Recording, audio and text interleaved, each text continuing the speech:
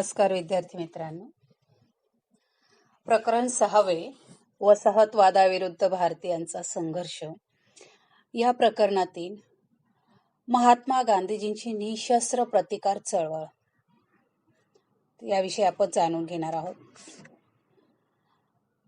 मोहनदास करमचंद गांधी यांचा जन्म 2 ऑक्टोबर 1869 मध्ये गुजरात राज्यातील पोरबंदर येथे झाला आणि पोरबंदर येथेच त्यांचं प्राथमिक आणि माध्यमिक शिक्षण पूर्ण झालं होतं. त्यानंतर मुंबईला त्यांनी उच्च शिक्षण घेतलं आणि बॅरिस्टरची पदवी घेण्यासाठी ते इंग्लंडला गेले.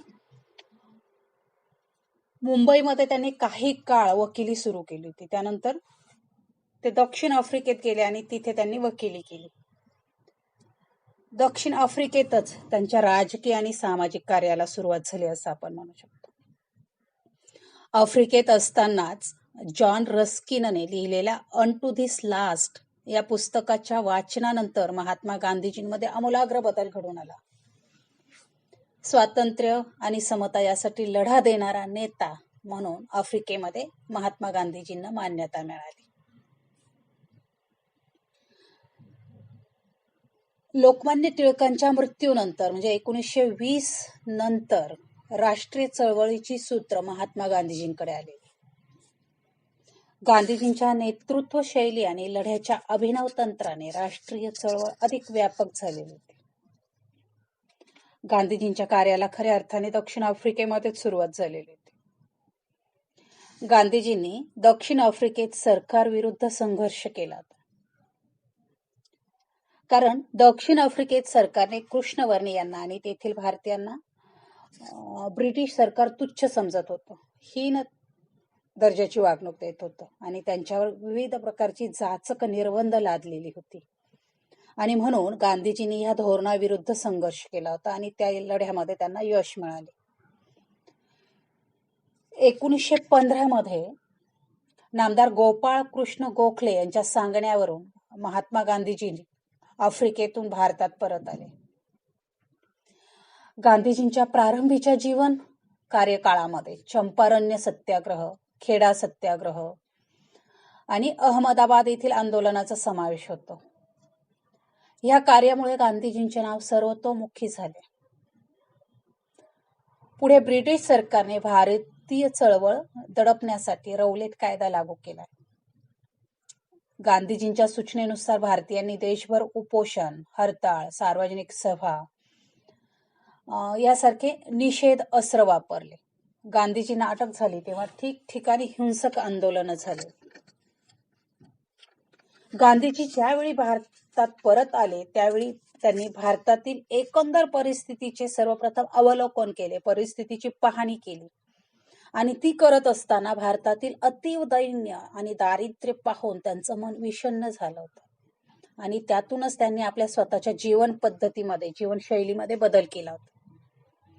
25 मे 1915 रोजी त्यांनी साबरमती नदीच्या किनाऱ्यावर सत्याग्रहाश्रम स्थापन केला. महात्मा गांधीजींच्या राजकारणातील प्रवेशामुळे एका नव्या युगाची सुरुवात झाली. 1920 ची असहकार चळवळ असेल, 1930 ची सविनय कायदेभंग चळवळ असेल किंवा 1942चं आंदोलन असेल, म्हणजे या सगळ्या घटनांमागे गांधीजींची प्रेरणा, शक्ती आणि नेतृत्व होतं आणि त्यामुळेच 1947 मध्ये भारताला स्वातंत्र्य मिळालं. त्यांच्याबद्दल वाटणारा आदर, निष्ठा, अपार श्रद्धा यामुळे लोकांनी त्यांना महात्मा म्हणून मान्यता दिली आणि स्वतंत्र भारतात राष्ट्रपिता म्हणून त्यांचे स्थान संस्मरणीय आहे. अशा या गांधीजींनी बिहारमधील चंपारण्य भागामध्ये ब्रिटिश मळेवाले शेतकऱ्यांवर निळीच्या लागवडीची सक्ती करीत होते. हे ब्रिटिश मळेवाले शेतकऱ्यांनी तयार केलेली नीळ कमी किमतीत विकत घेत होते आणि म्हणून गांधीजींनी ह्या शोषणाविरुद्ध बिहारमधील चंपारण्य येथे 1917 मध्ये सत्याग्रह केला आणि त्या सत्याग्रहाला गांधीजींच्या यश आले आणि ब्रिटिश सरकारने नीळ लागवडीची सक्ती बंद केली. मळेवाल्यांच्या जुलमातून, मळेवाल्यांच्या कचाट्यातून शेतकऱ्यांची मुक्तता झाली. त्यानंतर 1919 ला इंग्रजांनी रौलेट कायदा आणलाय. तर रौलेट कायदा या मुद्द्यावरती सहकारण स्पष्ट करा 3 मार्काला प्रश्न विचारला जाऊ शकतो की रौलेट कायद्याला भारतीय जनतेने विरोध केला. म्हणजे देशामध्ये वाढत चाललेल्या राष्ट्रीय आंदोलनाला आळा घालण्यासाठी सरकारने न्यायाधीश सर सिडनी रौलेट यांच्या अध्यक्षतेखाली एक समिती नेमली होती. आणि या समितीच्या शिफारशीनुसार 1919 साली रौलेट कायदा अंमलात आणला होता.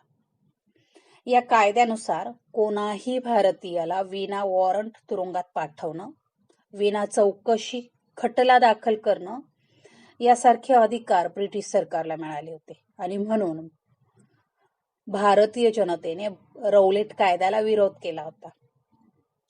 शेवटी या कायद्याच्या निषेधार्थ 6 एप्रिल 1919 रोजी देशभर हरताळ पाळला गेला.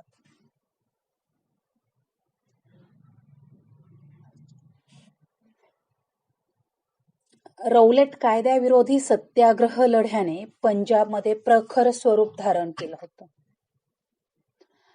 13 एप्रिल 1919 रोजी बैसाखी निमित्त अमृतसर मधील जालियनवाला बाग मैदानात सभेचं आयोजन केलं गेलं होतं.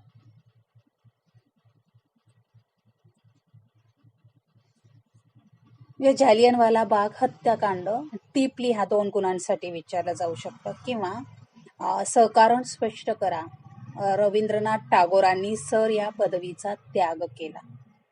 3 गुणांसाठी ह्या प्रश्नाची तयारी करावी लागेल. मग 13 एप्रिल 1919 रोजी बैसाखी निमित्त अमृतसर मधील जालियनवाला बाग मैदानामध्ये सभेचं आयोजन केलं होतं. आणि सभाबंदीच्या आदेशाची कल्पना नसणारे हजारो लोक सभेसाठी जमले होते. कारण 12 एप्रिल 1919लाच पंजाबमधील अमृतसर शहरामध्ये कायदा आणि सुव्यवस्था स्थापन करण्यासाठी लष्करी कायदा पुकारून लष्कर प्रमुख जनरल डायर याच्या हाती शहर सोपवलं गेलं आणि त्याने बंदी हुकूम जारी केला होता. जालियनवाला बागेत जमलेल्या जनतेवर, संपूर्ण जनता निशस्त्र होती, कुणाकडेही कुठल्याही प्रकारचं शस्त्र नव्हतं. आणि अशा ह्या जालियनवाला बागेमध्ये निशस्त्र जनतेवर जनरल डायरने बेछूट गोळीबार केला. त्यात अनेक लोक जखमी झाले, काही मृत पावले. आणि गांधीजींनी या घटनेचा तीव्र शब्दात निषेध. जालियनवाला बाग हत्याकांडामुळे साऱ्या भारतभर संतापाची लाट उसळली. आणि त्यावेळी रवींद्रनाथ टागोरांनी ह्या हत्याकांडाचा तीव्र शब्दात निषेध व्यक्त करून ब्रिटिश सरकारने त्यांना दिलेल्या सर या पदवीचा त्याग केला. जालियनवाला बागेतील हत्याकांडाने उभा देश हादरून गेला होता. त्या भयकारी दृश्याचे वर्णन कुसुमाग्रजांनी आपल्या जालियनवाला बाग या कवितेमध्ये केलेले.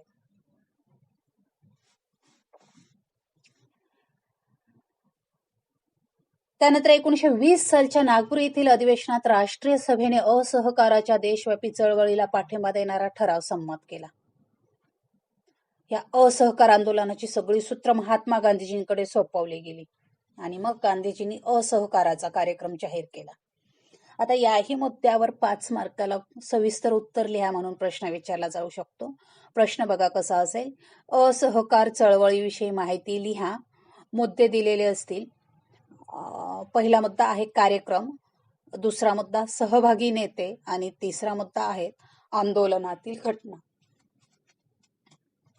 म्हणजे 1920 सालच्या नागपूर येथील अधिवेशनात राष्ट्रीय सभेने असहकाराच्या देशव्यापी चळवळीला पाठिंबा देणारा ठराव संमत केला आणि आंदोलनाची सगळी सूत्र महात्मा गांधीजींकडे सोपवल्यानंतर गांधीजींनी असहकाराचा कार्यक्रम जाहीर केला.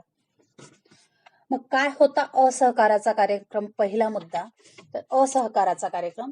तर त्यामध्ये बघा, असहकार कार्यक्रमात शाळा महाविद्यालयांवर बहिष्कार घालणे, सरकारी विधिमंडळे, न्यायालये, सरकारी कचेऱ्या सगळ्यांवर बहिष्कार टाकणे, परदेशी मालावर देखील बहिष्कार घालण्याचं ठरलं. म्हणजे या असहकाराच्या कार्यक्रमाचं स्वरूप या प्रकारचं होतं. मग या असहकाराच्या कार्यक्रमामध्ये किंवा असहकार चळवळीमध्ये कोणकोणते नेते सहभागी होते? वास्तविक बघता असहकार आंदोलनाला संपूर्ण भारतातूनच प्रचंड प्रतिसाद मिळाला होता. विद्यार्थी देखील मोठ्या संख्येने या असहकार चळवळीमध्ये सहभागी झाले होते. जे महाराष्ट्रामध्ये लोकमान्य टिळकांच्या मृत्यूनंतर गांधीजींचे नेतृत्व मान्य करून हा असहकाराचा कार्यक्रम मनापासून अंमलात आणण्यासाठी तयार केलेल्या लोकमान्य टिळकांच्या अनुयायांमध्ये कोण कोण होतं बघा. शिवरामपंत परांजपे, काकासाहेब खाडिलकर, गंगाधरराव देशपांडे, वासुकाका जोशी, हरिभाऊ फाटक, चिंतामणराव वैद्य हे प्रमुख नेते होते. या उलट अण्णासाहेब भोपटकर, मुकुंद रामराव जयकर, नची केळकर यांनाही असहकारिता पटत नसतानाही केवळ काँग्रेसच्या प्रतिष्ठेसाठी त्यांनी असहकार कार्यक्रमाला पाठिंबा दिला होता. आणि काँग्रेसने मंजूर केलेल्या ठरावामध्ये नमूद न केलेल्या पण महात्मा गांधीजींना पसंत असणाऱ्या मद्यपान निषेधाच्या चळवळीच्या कार्यक्रमाला देखील सुरुवात झालेली होती. या असहकार आंदोलनामध्ये मोतीलाल नेहरू देखील सहभागी होते. सैफुद्दीन किचलू असतील, विठ्ठलभाई पटेल असतील, एम.आर. जयकर, वल्लभभाई पटेल, राजगोपालाचारी, म्हणजे अशा अनेक प्रथित यश वकिलांनी देखील आपल्या वकिली व्यवसायाचा त्याग केला आणि ते ह्या असहकार चळवळीमध्ये सहभागी झाले होते. मग आंदोलनामध्ये कोणकोणत्या घटना घडल्या किंवा असहकार चळवळीचं स्वरूप कसं होतं, तर असहकाराच्या चळवळीमध्ये विद्यार्थी, शेतकरी, कामगार असे सगळेच सहभागी झालेले होते. वकिलांनी आपल्या वकिली व्यवसायाचा त्याग केला होता. ठिकठिकाणी परदेशी कापडांच्या होळ्या भडकू लागल्या होत्या. देशभर संपांचं सत्र सुरू झालं होतं. 1921 या एका वर्षामध्ये, फक्त ह्या एका वर्षात 396 संप झाले होते. स्वदेशी आणि स्वराज्याचं प्रतीक बनलेला चरखा घरोघरी पोहोचला होता.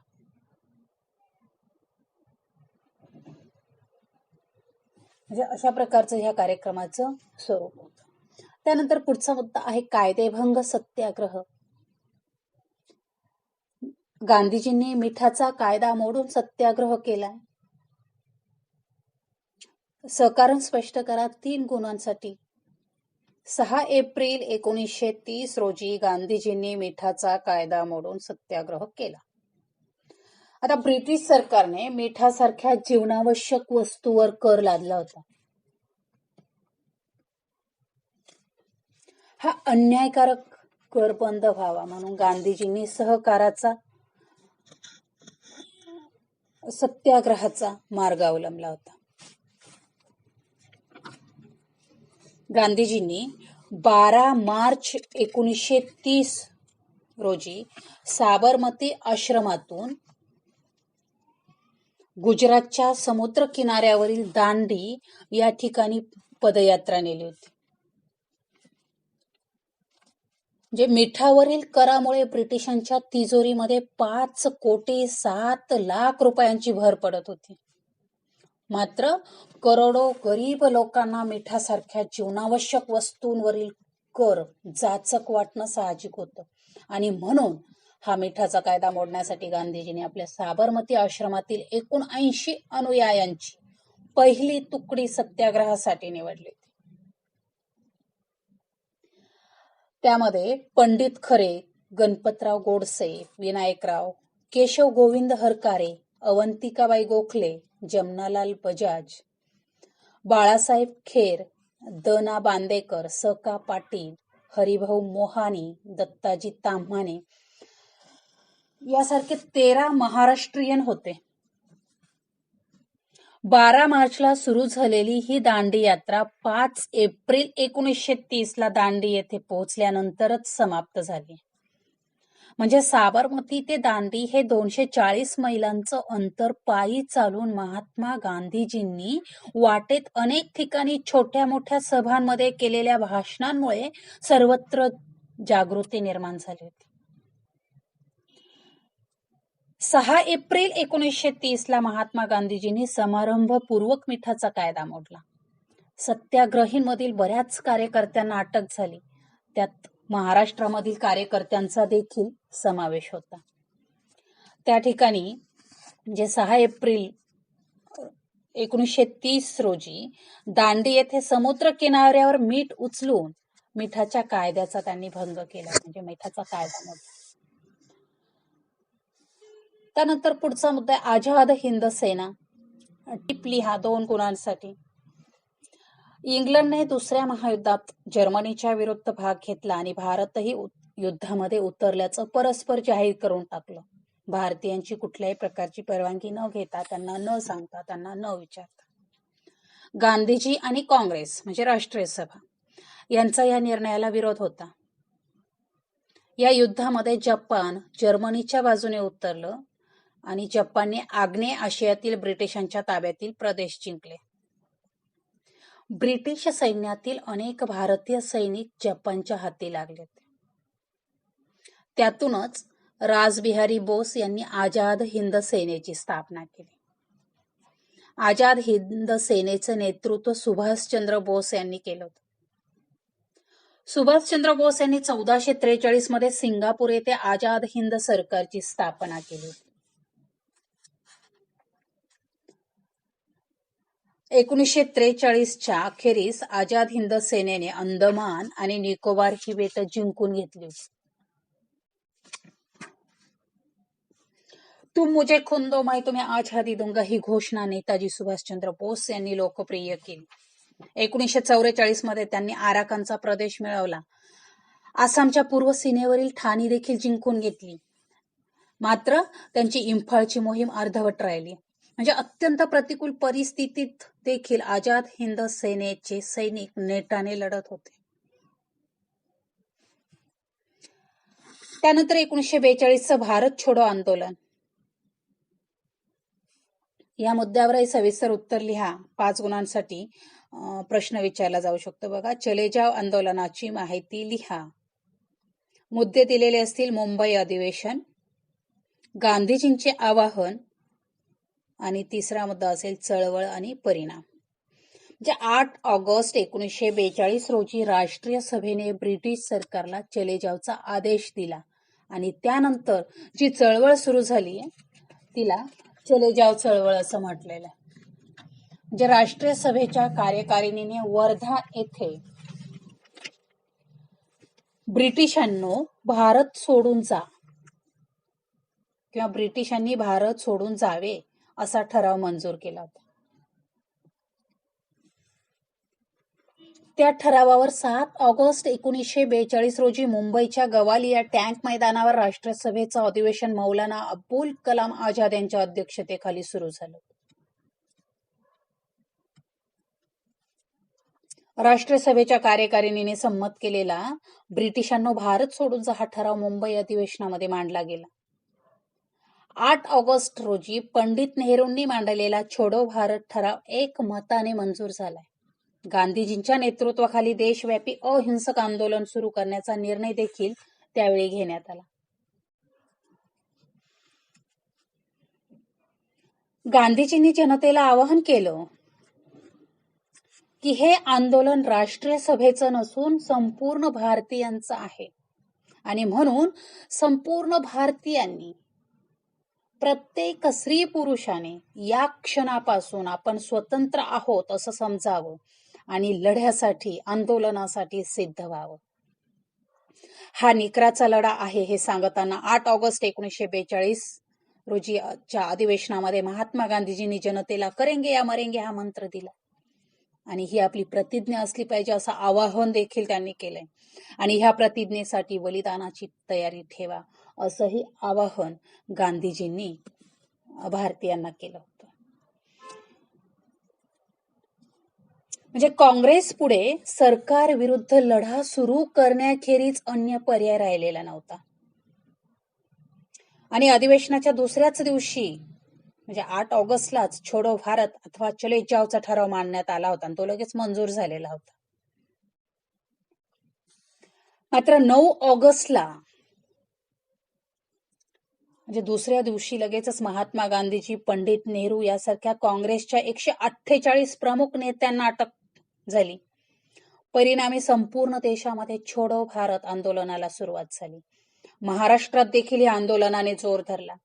अर्थात चले जाव चळवळीला प्रत्यक्ष भूमिगत आंदोलनाचं रूप मिळालं असं आपण म्हणू शकतो. गांधीजींनी केलेल्या आवाहनाने देशामध्ये नवं चैतन्य निर्माण झालं होतं. सभा, भाषणे, मोर्चे, निदर्शने यावर बंदी घातली गेली होती. महाराष्ट्रातील चिमूर, आष्टी, यावली, महाड, गारगोटी अशा अनेक गावांमधून जनतेने लढे दिले होते. आणि म्हणून या चलेजाव चळवळीला भूमिगत आंदोलनाचं रूप मिळालं.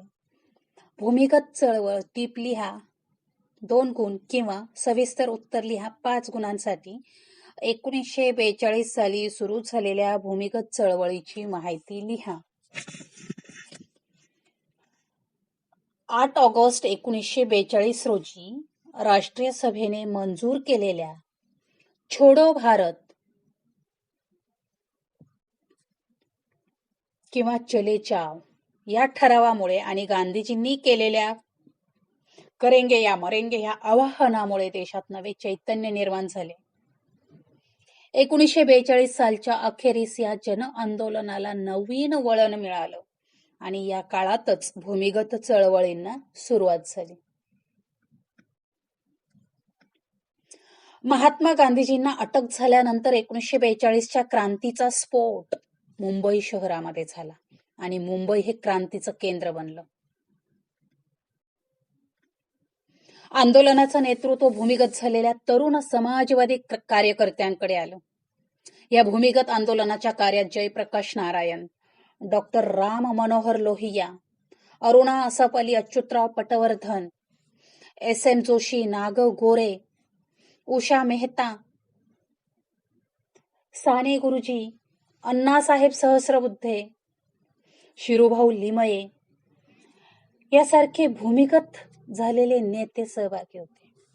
सेंट्रल डिरेक्टोरेट ही भूमिगतांची मध्यवर्ती संस्था मुंबईमध्ये सुरू झाली होती आणि तेथूनच क्रांतिकारकांना शस्त्रास्त्र, दारुगोळा आणि बुलेटिन्सचा पुरवठा होऊ लागला होता. या काळात देशात अनेक ठिकाणी स्थानिक पातळीवर क्रांतिकारी गट स्थापन झाले होते. विद्यार्थ्यांनी महाविद्यालय बंद पाडले. मुंबईत अनेक ठिकाणी बॉम्बस्फोट झाले. बॉम्ब प्रकरणातील संशयित म्हणून डॉक्टर वसंत अवसरे यांना अटक करण्याचा प्रयत्न झाला, परंतु ते भूमिगत झाले. मुंबईमधील नळ बाजारातील एका इमारतीत ते भूमिगत आश्रय घेत होते. पोलिसांनी त्यावर अचानक छापा टाकून एस.एम. जोशी, महादेव दत्तात्रय कारेकर, मधु लिमये, विनायक वासुदेव कुलकर्णी यांना कैद केले.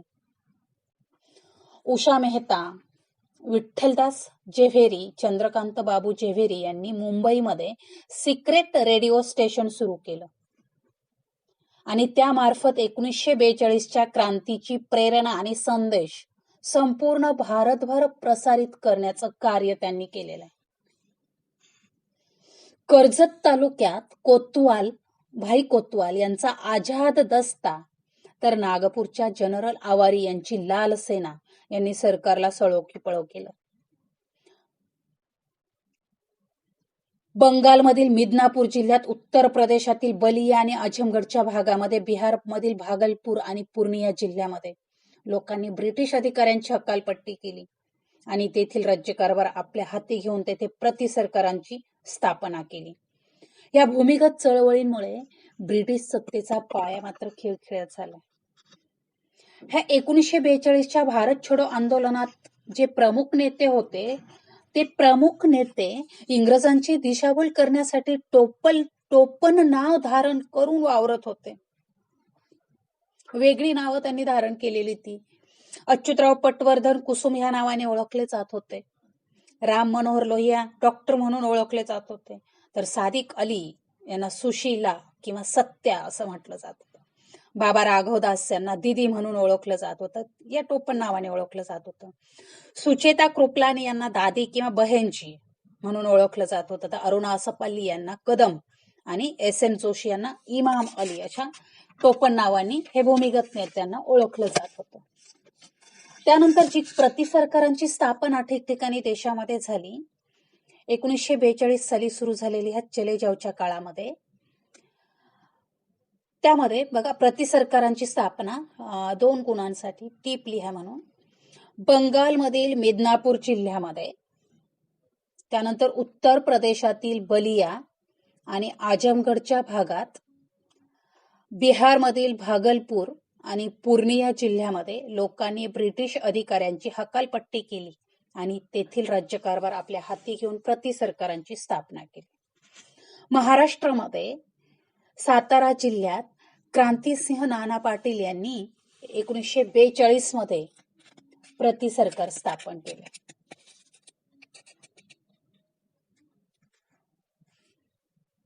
त्यानंतर आपल्या सहकार्यांच्या मदतीने त्यांनी तेथील ब्रिटिश शासन संपुष्टात आणले आणि जनतेचे सरकार स्थापन केले. कर गोळा करणे, कायदा आणि सुव्यवस्था टिकवणे, खटल्यांचा निकाल देणे, गुन्हेगारांना शिक्षा करणे इत्यादी कामे या सरकारांमार्फत केली जात होती.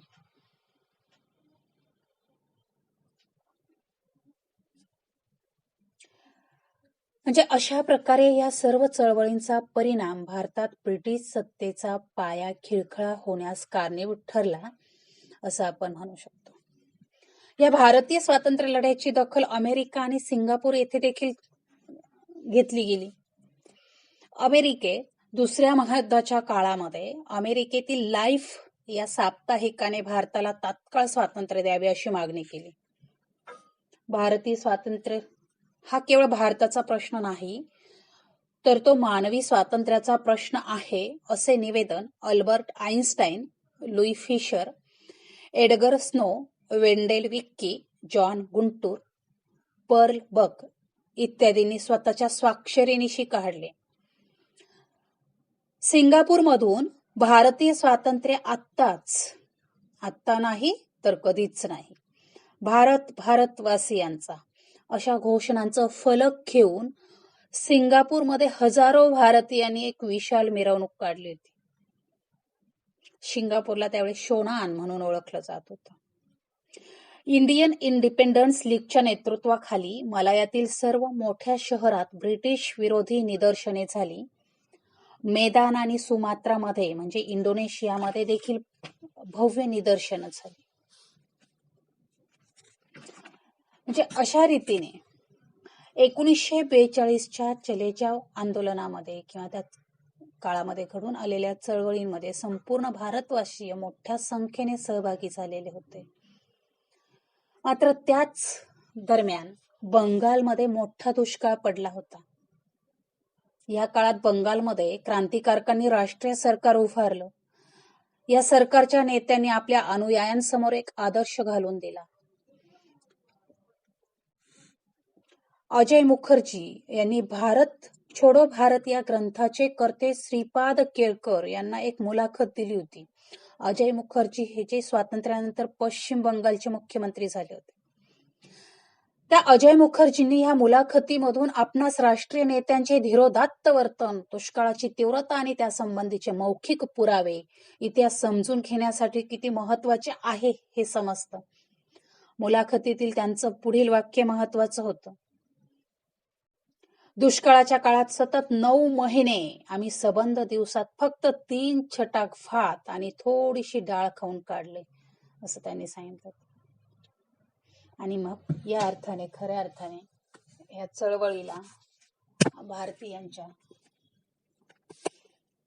भारतीयांना यश आलं आणि त्यानंतर भारताला छोडो भारत आंदोलनातून भारतीय जनतेचा प्रखर विरोध ब्रिटिशांविरोधात व्यक्त झाला आणि या सगळ्या घटनांमुळे ब्रिटिशांना फार काळ भारतामध्ये आपली सत्ता टिकवता येणार नाही याची जाणीव झाली आणि त्यानंतर त्यांनी भारताला टप्प्याटप्प्याने स्वातंत्र्य देण्याचं कबूल केलं. 1946च्या फेब्रुवारीमध्ये मुंबई येथे नाविक दलाने उठाव केलाय. भारतीय स्वातंत्र्य दृष्टिक्षेपात असताना बॅरिस्टर मोहम्मद अली जिना यांच्या मुस्लिम लीगने स्वतंत्र राष्ट्राचा आग्रह धरला. याचा परिणाम देशभर अनेक ठिकाणी धार्मिक दंगली उसळल्या. त्याचे पर्यवसान भारताच्या फाळणीत झाले आणि ऑगस्ट 1947 मध्ये भारत आणि पाकिस्तान अशी 2 स्वतंत्र राष्ट्र अस्तित्वात आली. स्वतंत्र भारताचे संविधान 26 जानेवारी 1950 रोजी अंमलात आले. डॉक्टर बाबासाहेब आंबेडकर हे भारताच्या संविधानाचे शिल्पकार आहेत. स्वातंत्र्य, समता, बंधुता आणि लोकशाही ही मूल्य भारतीय संविधानाचा पाया आहे. अशा रीतीने भारताला ब्रिटिशांच्या जोखडातनं किंवा पारतंत्र्यातनं स्वातंत्र्य मिळालं. धन्यवाद.